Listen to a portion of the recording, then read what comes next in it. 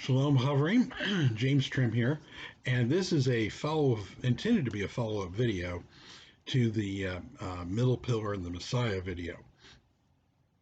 That video has to do with a model of the Godhead and of the deity of Messiah, essentially, but a model for the Godhead that is laid out in the Zohar and the Sefer Yitzhak in the Kabbalah. And the purpose of this video is to show that essentially the same model is laid out in the writings of Philo of Alexandria in the first century. And the reason for this video is to show that all the ideas that we presented in the last video that was intended to set up a Jewish framework in which to understand the Godhead and the deity of Messiah from a Nazarene perspective within a Jewish context. Since that was Kabbalah, and there are those that will argue that it's somehow a creature of the Middle Ages, this follow-up video is to show that almost exactly the same ideas are found in the writings of Philo of Alexandria, and that therefore these ideas existed in the Second Temple era and aren't some late Middle Ages arrival. So once again, we have handouts for this video, and if you're at nazarenespace.com/blog, looking at this, you'll see the below the video a link you can click that will bring up the PDF of the handouts. The first handout is titled "To On," which is Greek for that which exists, the being.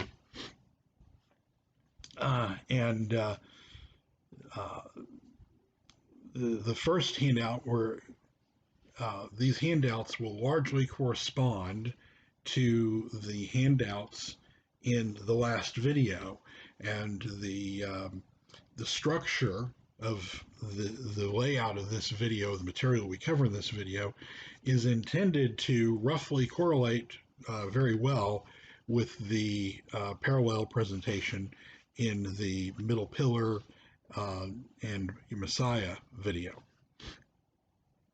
So we're first covering this concept of Philo's concept of the to on, that which exists, and to ontos on, that which alone truly exists, and his concept of the unknowable Elohim that parallels very, very closely the concept of Ein Sof as found in Kabbalah. So our first quotation from Philo here is on the change of names 7 through 10. It actually goes on beyond 10. If you want to go look up the text, it's quite lengthy, but I stopped at 10 because it was sufficient to make the point. So starting in item 7 or line 7, verse 7, I don't know what you want to call it. Philo says, "Do not, however, think that the living God, he who is truly living, is ever seen so as to be comprehended by any human being. For we have no power in ourselves to see anything by which we may be able to conceive any adequate notion of him. We have no external sense suited for that purpose, for he is not an object which can be discerned by the outward senses, nor any strength adequate to it. Therefore, Moses, the spectator of the invisible nature, the man who really saw God, for the sacred scriptures say they entered into the darkness, Exodus 20:21, by which expression they mean figuratively to intimate the invisible essence, having investigated every part of everything, sought to see clearly the much desired and only God. But when he found nothing but even as any appearance at all resembling what he had hoped to behold, he then, giving up all idea of receiving instruction on that point from any other source, flies to the very being himself he was seeking and entreats him, saying, "Show me yourself that I may see you so as to know you." Exodus 33:13. But nevertheless, he fails to obtain the end which he had proposed to himself, and which he had accounted the most all sufficient gift for the most excellent race of creation, mankind, namely a knowledge of those bodies and things which are below the living God. For it is said unto him, "You shall see my back parts, but my face shall not be beheld by you." Exodus 33:23. As it were meant to answer him, those bodies and things which are beneath the living God may come within your comprehension, even though everything would not be at once comprehended by you, since that one being is not by his nature capable of being beheld by man. And what wonder is there if the living Elohim, or the living God, is beyond the reach of the comprehension of man, that even the mind that is in each of us is unintelligible and unknown to us? Who has ever beheld the essence of the soul, the obscure nature of which has given rise an infinite number of contests among the sophists who have brought forward opposite opinions, some of which are inconsistent with any kind of nature? Then on the unchangeableness of God, in his writing on the unchangeableness of God, 61 through 62, Philo writes, "They never attribute any of the properties of created beings unto him, the living God." Now to the disciples, that principle ascertained in the sacred oracles is especially well adapted, that God is not as man, but neither is he as heaven, nor as the world. For these species are endued with distinctive qualities, and they come under the perception of the outward senses. But he is not even comprehensible by the intellect, except merely as to his essence. For his existence indeed is a fact which we do comprehend concerning him, but beyond the fact that he exists, we can understand nothing. So I think it's pretty clear that the idea of Ein Sof, as we understand it in Kabbalah, was absolutely understood by Philo of Alexandria in the first century. Philo then talks about a sort of emanations, in the sense, a sort of shadow of this Ein Sof. He writes in the next handout I have titled Emanations, in Allegorical Interpretation 286, he says, "The principal existence is God, and the second, the God Word, or the God Logos." Word Logos is a word we're going to use a lot of. It's the Greek word for word, and it is parallel to Memra, which we talked about in the Aramaic word for word, which we talked about in the Middle Pillar video. Also, in Questions and Answers on Genesis 2:48, he writes, "The creator of the world sends out his powers from an eternal and invisible place." Powers is a term that Philo uses to refer to manifestations of God. So you have the unknowable God, but then you have these powers that are manifested by him. The next handout is titled The Triad. And whereas in the Kabbalah we have the three pillars, in Philo's writings, he describes God as a triad. Philo starts by raising the question in Flight and Finding, uh, section 164, regarding its creator, asking of what sort this being, in capital being, in other words, Elohim in this unknowable Elohim, Ein Sof, is so difficult to see, so difficult to conjecture. Is he a body or incorporeal, or something exalted above these? Is he a single nature or a composite being? And seeing that this is a problem hard to pursue, hard to take in by thought, he prays that he may learn from God himself what God is. Philo doesn't answer the question, but he does answer the question elsewhere. He doesn't answer it here, but he writes it elsewhere in his writings.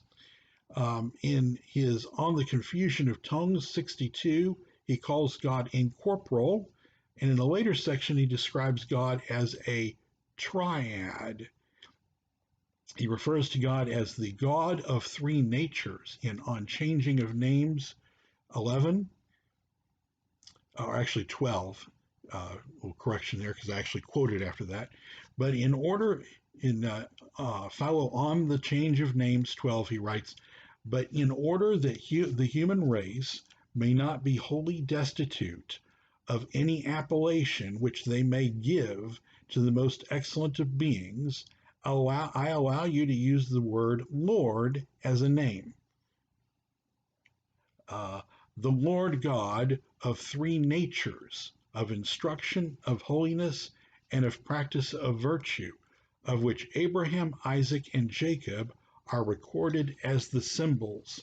Now, I have an asterisk there because in the handouts there was a nice big footnote that was the same size as this page basically.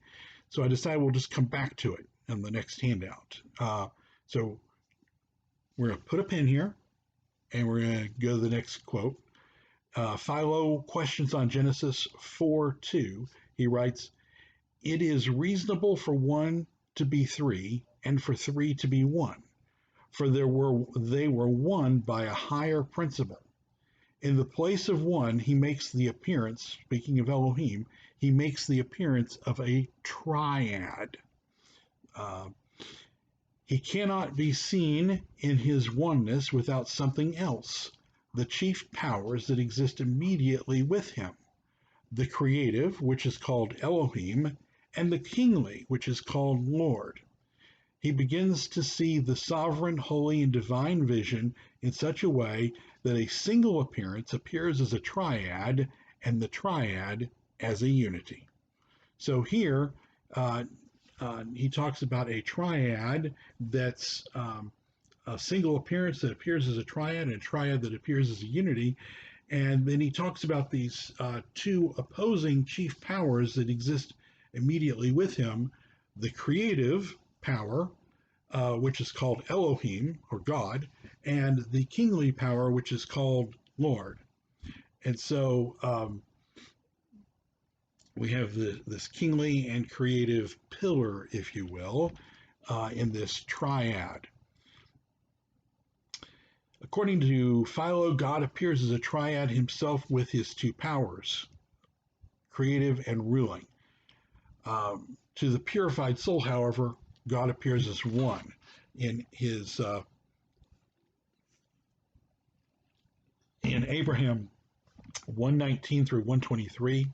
He says, the Father of the universe, who is the sacred scripture in the sacred scripture, is called by his proper name.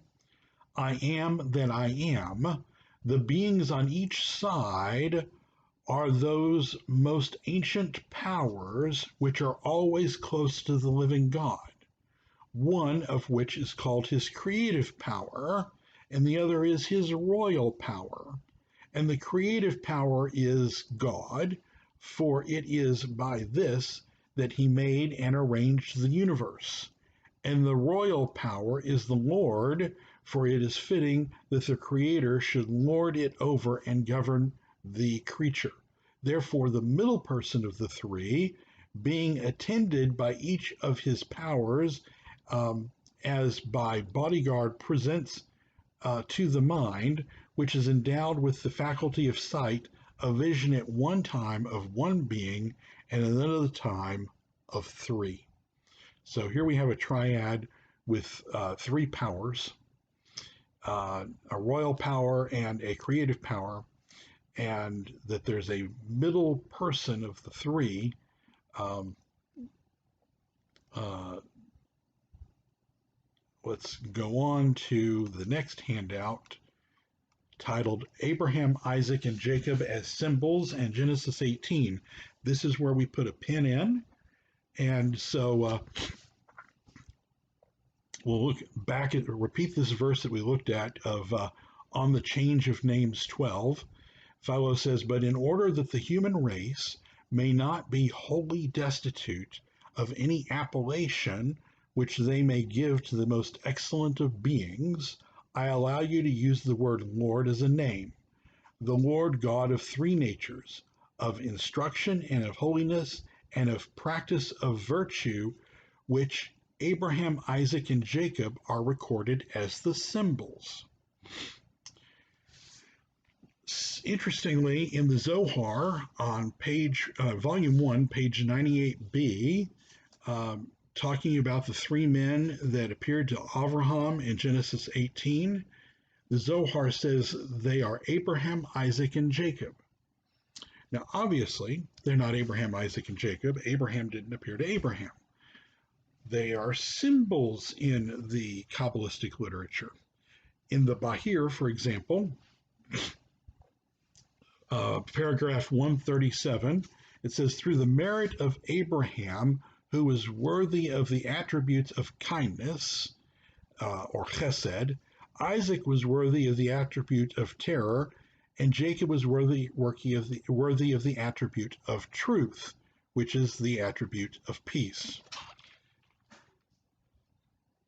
And then in paragraph 190, it says, Abraham was worthy and took kindness, or chesed, as his attribute. As is written, kindness to Abraham, Micah 7:20. Isaac was worthy and took the attribute of strength, or gevarah, which is called terror, pechad. It is thus written, and Jacob swore by the terror of Isaac, his father, Genesis 31:53. Abraham is above and Isaac is below him. You will be in the center and take all three. What is the center? It is peace. It is written, you give me truth to Jacob, Micah 7:20. Truth is identical with peace as it is written, words of peace and truth, Esther 9:30. It is also written, for peace and truth will be in my day, 2 Kings 20:19. So you may have recognized these as Sephirot of by which the three pillars are identified, and Philo says of these same three men in Genesis 18, one in the middle is the Father of the universe, who in the sacred scriptures is called by his proper name, I am that I am. The beings on each side are those most ancient powers, which are always close to the living God, one of which is called his creative power, and the other his royal power. And the creative power is God, for it is by his side that he made and arranged the universe, and the royal power is the Lord, for it is fitting that the Creator should lord it over and govern creation.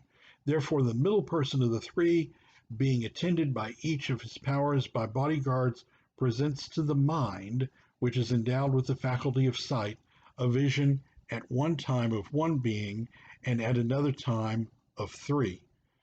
It's like the middle pillar. And after some bit, he writes that one of these three was the Word, he says, or the Logos. For this reason, It seems to me to have been that Sarah, the namesake of virtue, who has previously laughed and denied her laughter to the person who questioned her uh, as to the cause of it, fearing lest she might be deprived of her rejoicing as belonging to no created being, but to God alone, on which account the holy word or logos encouraged her and said, "Be not afraid, you have laughed a genuine laugh, but you have a share in real joy." So one of these three was the logos. So you have the creative power and the kingly power, and you have the logos in between, which sometimes appears as one or the other or as the three of them. Okay. Finally, on his questions and answers on Exodus 2:68, this is our next handout, two sides of the triad in the middle.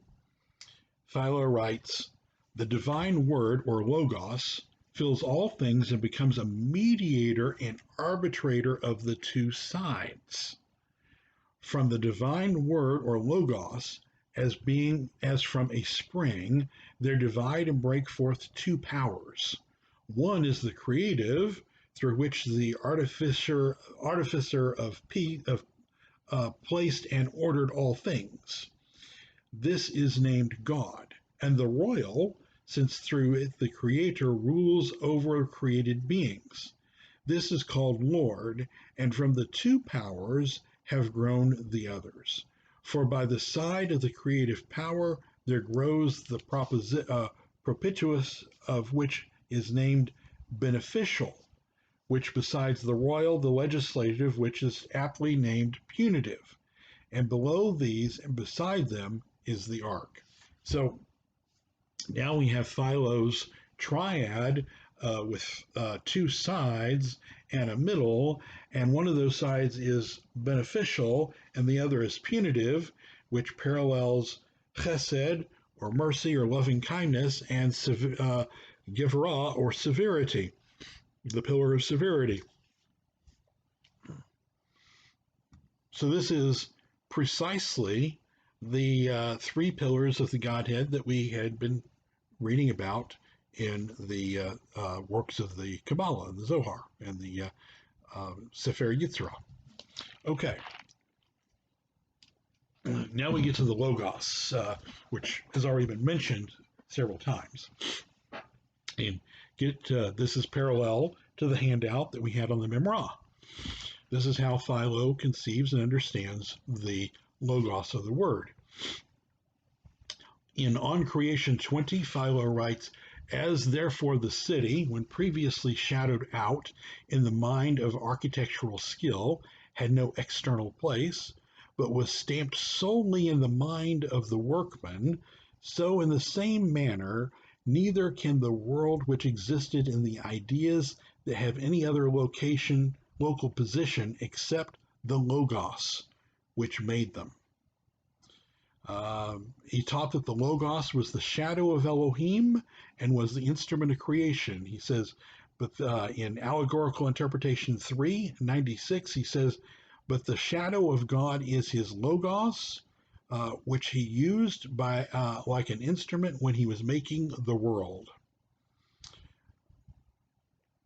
His concept of the word or the Logos is the image of Elohim.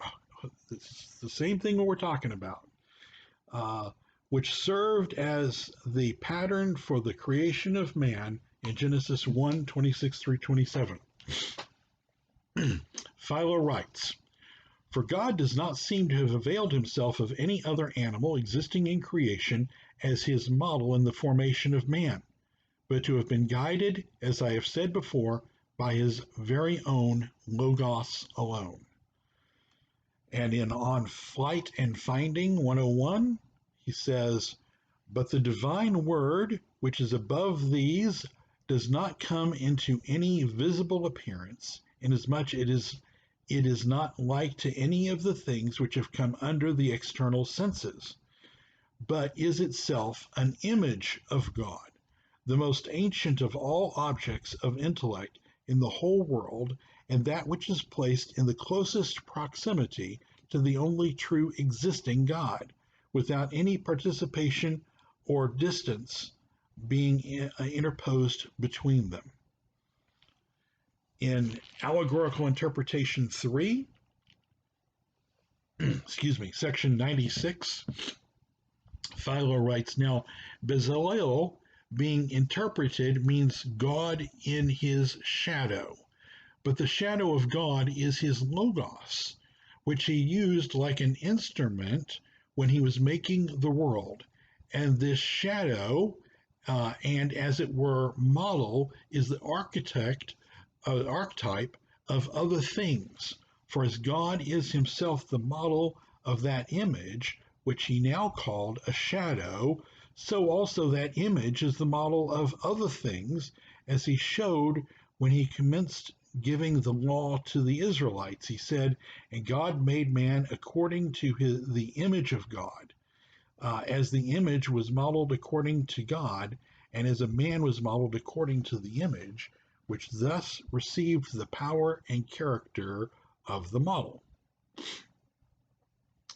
In Special Laws 181, he writes, for if it was necessary to examine the mortal body of the priest, that it ought not be imperfect through any misfortune, much more was it necessary to look into the immortal soul, which they say is fashioned in the form of the living God.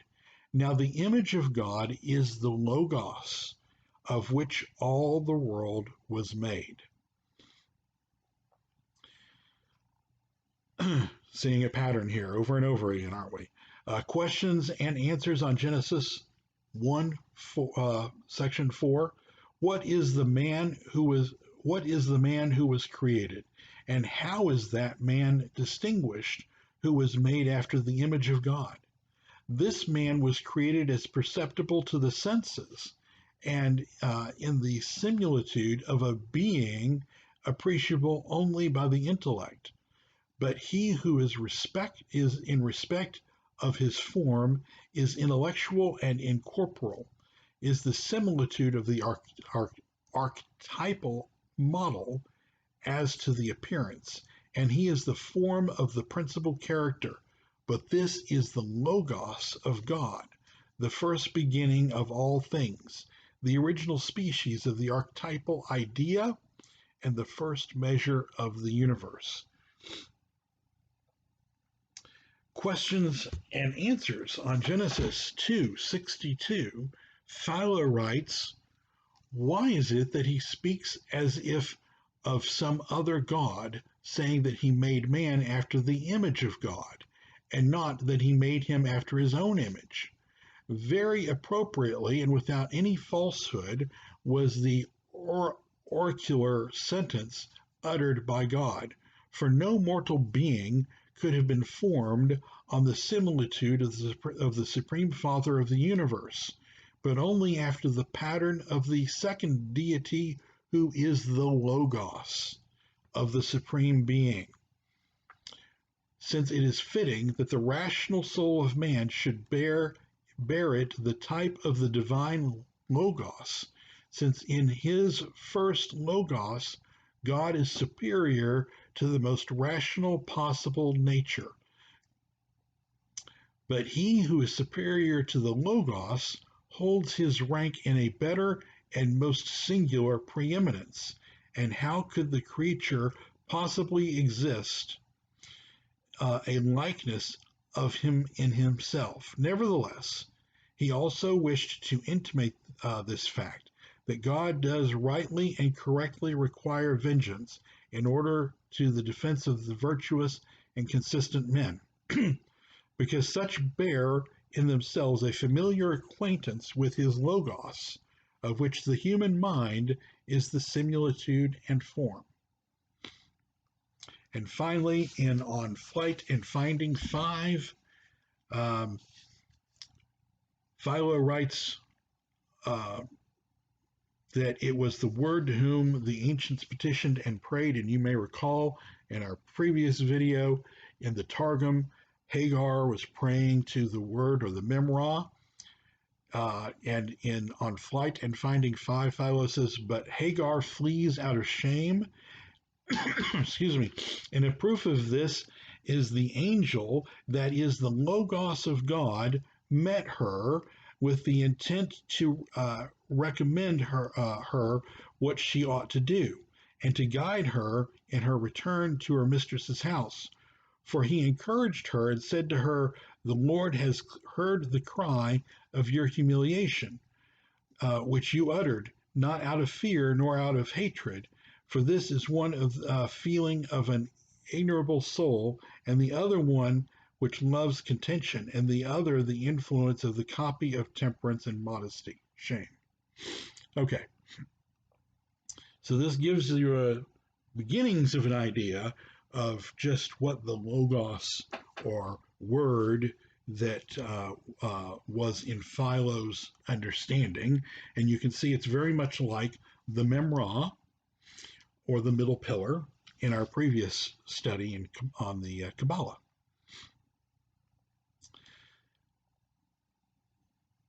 Philo also, in our next handout, the Logos is the Son of God. Philo identifies his Logos as the Son of God. In On Dreams 2:15, he writes, for there are, as it seems, two temples belonging to God, one being this world, in which the high priest is the divine Logos, or Word, his own firstborn son. The other is the rational soul, the priest of which is the real true man. In his On the Confusion of Tongues, 146 through 147, Philo says, and if there be not as yet any who is worthy to be called a son of God, nevertheless let him labor earnestly to be adorned according to his firstborn Logos, or Word, the eldest of his angels, as with the great archangel of many names, for he is called the authority and the name of God and the Word and the man according to God's image and he who sees Israel. For even if we are not yet suitable to be called sons of God, still we may deserve to be called the children of his eternal image, of this most sacred Logos, for the image of God is his most ancient word, or his most ancient Logos. And finally, on husbandry, 50 through 51, he writes, thus indeed, being a shepherd is a good thing, so that it's just attributed not only to kings and to wise men and to souls who are perfectly purified, but also to God, the ruler of all things. And he who confirms this is not any ordinary person, but a prophet, whom it is good to believe, he namely who wrote the Psalms. For he speaks thus, the Lord is my shepherd, and he shall cause me to lack nothing, Psalm 23:1. And let everyone in his turn say the same thing, for it is very becoming to every man who loves God to study such a song as this. But above all this world should sing it, for God, like a shepherd and a king, governs, as it were a flock of sheep, the earth and the water and the air and the fire and all the plants and living creatures that are in them, whether mortal or divine, and he regulates the nature of the heavens and the periodical revolutions of the sun and the moon, and the variations of the harmonious movements of the other stars, ruling them according to law and justice, appointing as their immediate superintendent his own Logos, his firstborn son, who is to receive the charge of this sacred company as the lieutenant of the great king. For it is said somewhere, behold, I am he, I will send my messenger before your face, who shall keep you in the road. Exodus 23:20. I have to insert here have a handout here, the Logos as heavenly high priest. And I'm just adding that because there wasn't, we didn't cover a parallel to that on the Memra in our last study, in the middle pillar study. But I thought it was important to cover here. Philo's in Del, D it's actually, I think, in allegorical 3:26.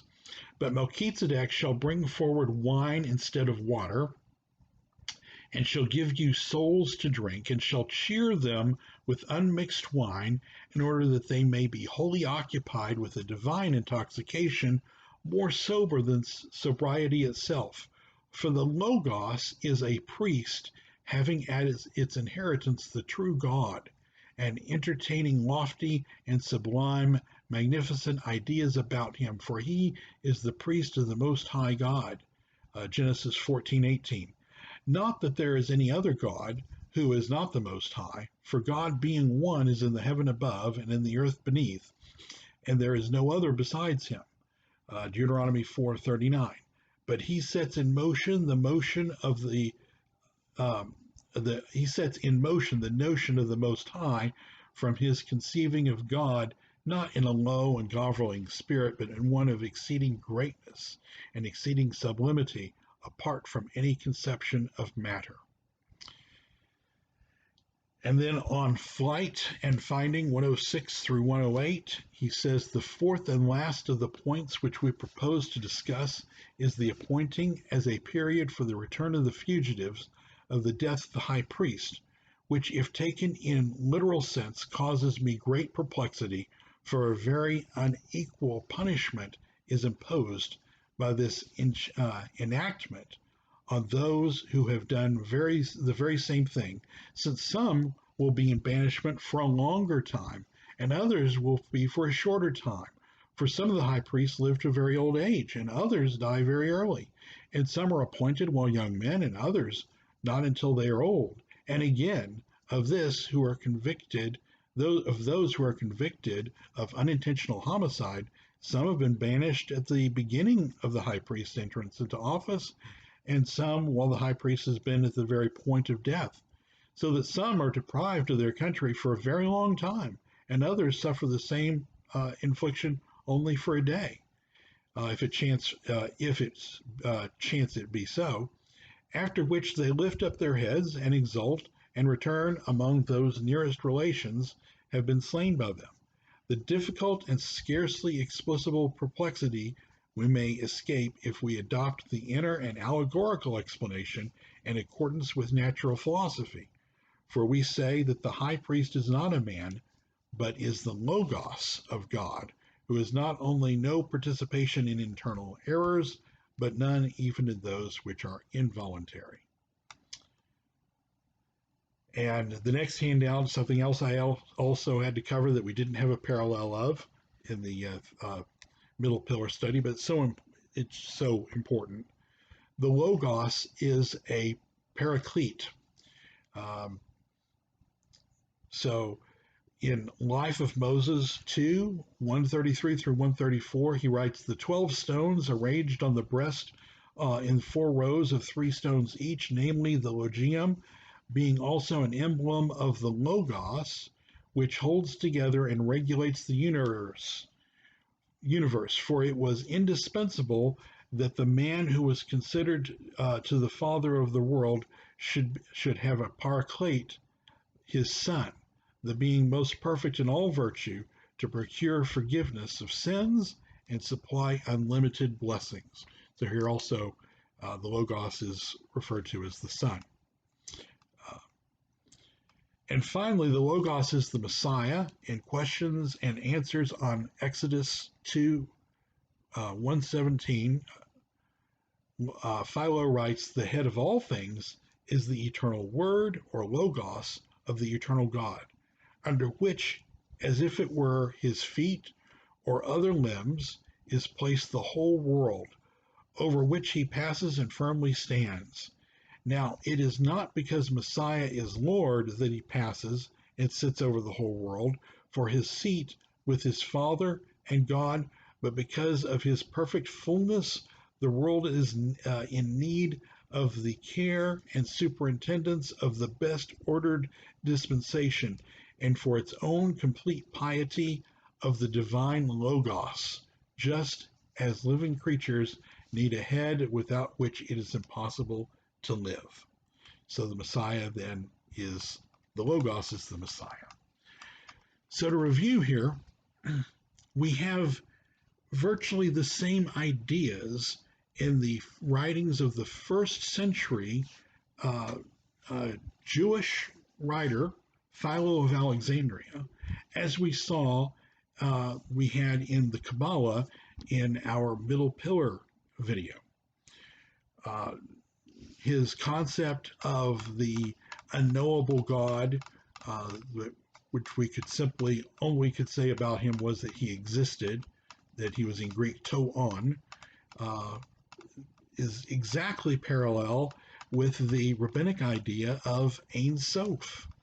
And then the idea of finite projections of this unknowable Elohim that present to us a knowable finite version, if you will, a shadow, is in keeping with what Philo teaches and in keeping with what we saw in the Zohar and the Middle Pillar video.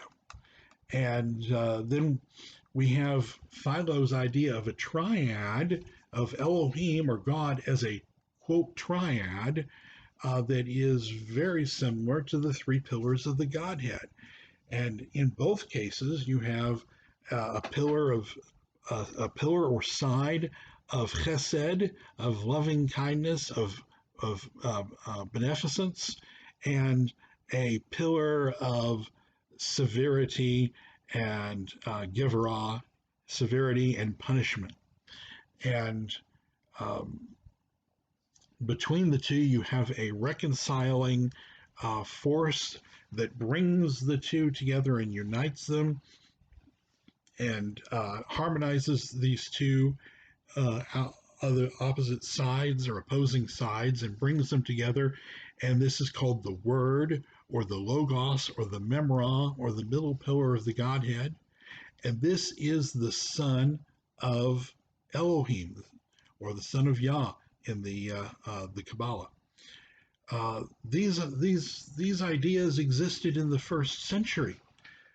So when we see these ideas in the Zohar and in Rabbinic Judaism, in the Kabbalah, and they fit so nicely with the concepts of Yeshua that are laid out in the so-called New Testament, and they are parallel to the ideas of the that we see existed in the first century.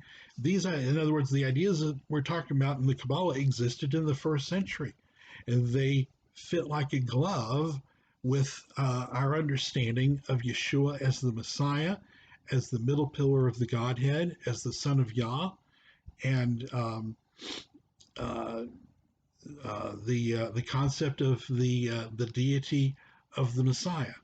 So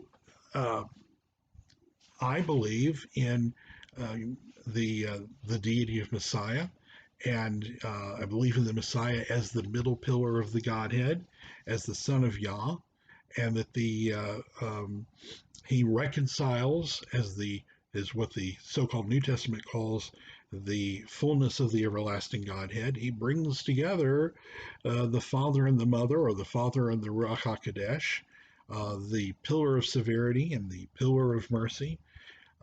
He brings these together and reconciles the two together and presents us as a mediator between man and Elohim, a finite version of the Godhead, if you will, of the by bringing these two together, these two outer pillars together, we're presented with an image of Elohim, with a finite version of the Ein Sof that we can relate to, because we can't relate to Ein Sof because we can't even comprehend Ein Sof. And this is what the Messiah, how the Messiah fits in. All right. Um, let me know what you think in the comments. Like our video, and I also want to ask you to please consider supporting this work with your donations. Um, you can donate by PayPal to donations at wnae.org.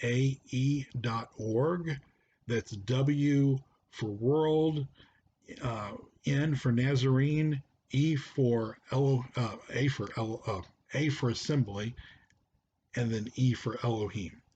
So that's wnae.org. So you can PayPal donations by sending to donations plural at wnae.org. For those that don't know, I'll just briefly let you all also know my wife is disabled. She's chronically ill and she suffers chronic pain. And uh, since hospitalization, 53-day hospitalization in 2018, I'm sorry, which changed our lives forever and put me in a position where I am her caretaker, and I work at on this work, writing this material, researching this material, blogging, putting the material together for these videos at a table desk about 6 feet from her bed, where I'm there available as her caretaker. So that puts me in the unique position to do this work. And puts me in a position where there's not a lot of other options. So if you please consider supporting this work. I have to pick up a prescription for her today, for example, that our out-of-pocket cost is $277 for one of her medications. And I've actually got to pick that up today. Um, and then our rent is going to be due in about 5 days. So you may not be watching this video on the day that it came out or the day that I produced it, which may not be the day that it comes out. I'm not sure at this point. But those are just examples. We're always in need of your financial support. So please donate, donate, donate. Hit the like button on this video and share. All right. Shalom, everybody, and we'll see you next time.